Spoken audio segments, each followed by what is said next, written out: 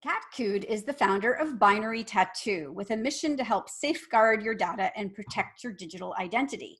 Backed by 2 decades of experience in mobile development and software architecture, as well as a certification in data privacy law, Kat helps individuals and corporations better understand cybersecurity and data privacy. Welcome to the show, Kat. Thank you so much. So, everybody's driven back into their home with this pandemic, and technology, the use of technology, if, we didn't believe it before, has just exploded even more. Yeah, for sure. So what are some of your top concerns right now for people who are at home and using all this technology? A lot of the issues right now are people used to be in buildings where there were IT departments and there were firewalls and there were a lot of safety procedures kind of set up around them from a technological perspective that's not there at home. So they've moved their technology, their workspaces, kids still doing school and things home, and they don't have the safety and security on home routers and maybe on the computers that they had when they were in work offices.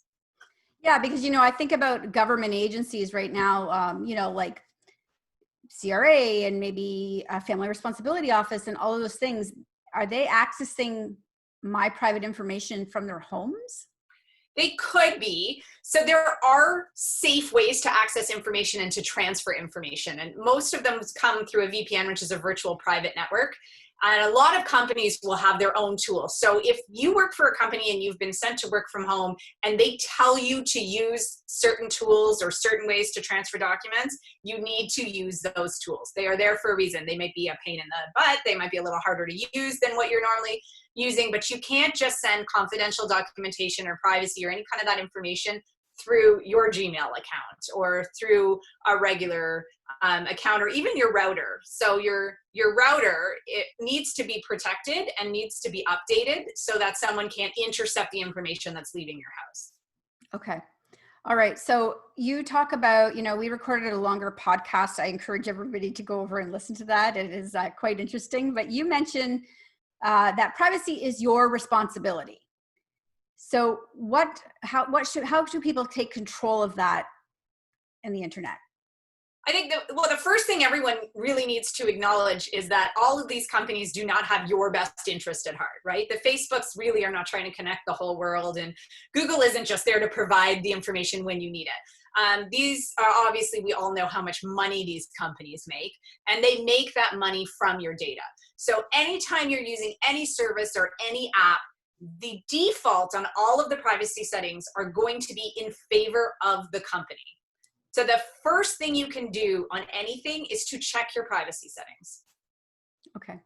You mentioned also, we talked about TikTok, which has just exploded in popularity. I believe now it's Facebook, Instagram, and then TikTok, which just came out of nowhere.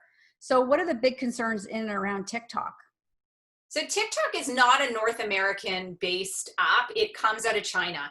And in North America, we have numerous privacy regulations that ensure that companies, although we are giving them a lot of data, it ensures that they can't take certain data or they can't access other information on your device without your permission and your consent.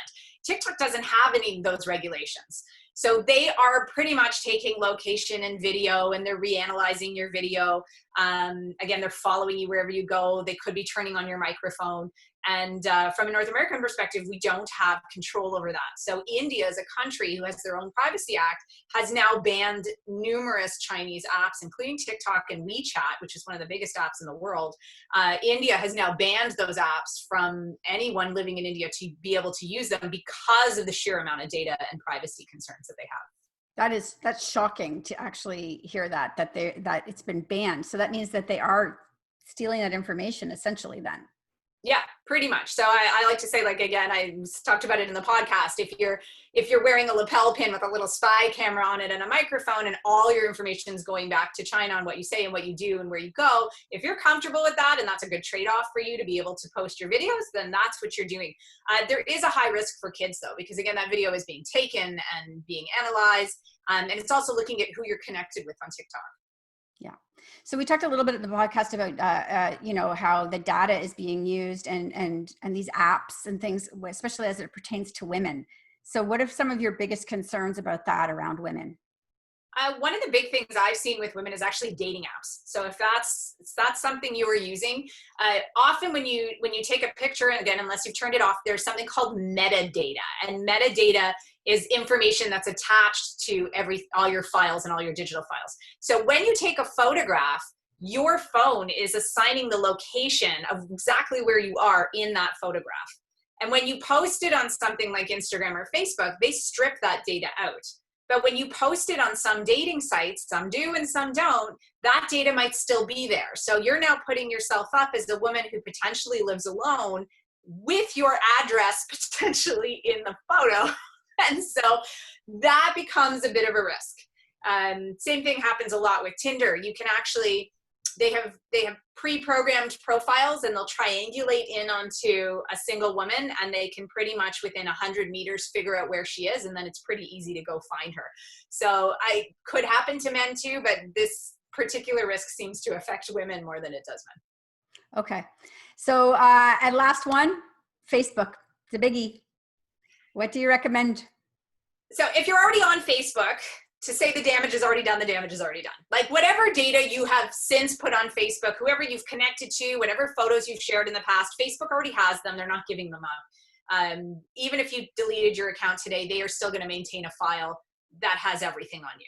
So if you find value in the service, if you're connecting with people you haven't talked to in a long time, it is worth staying on Facebook to do that. But you need to acknowledge that everything you put on there, even if it's in a messenger chat, one-on-one, if you are putting your children's names or ages or places you want to go, it is being collected by Facebook, and it could also be analyzed by Facebook. So if in a personal chat you say you're looking to buy a new Hyundai and all of a sudden you see Hyundai ads, that's not a coincidence. That is Facebook using your data to turn around and advertise to you what they think that you want.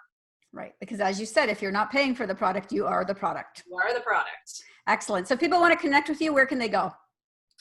You can visit my webpage is binarytattoo.com. I'm on Twitter at binarytat. I'm on Instagram at binarytat. Or you can reach me at kat@binarytattoo.com. Okay, wonderful. Thank you so much for joining me today. You're welcome.